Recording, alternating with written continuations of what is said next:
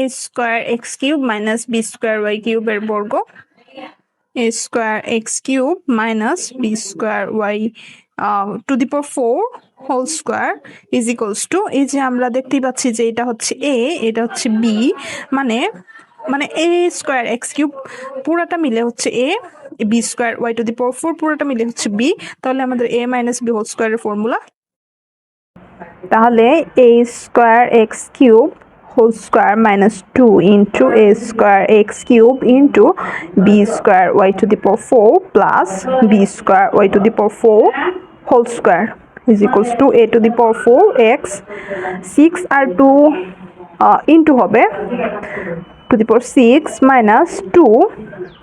a square b square x cube y to the power 4 plus b to the power 4 y to the power 4 2s are 8, এটি answer।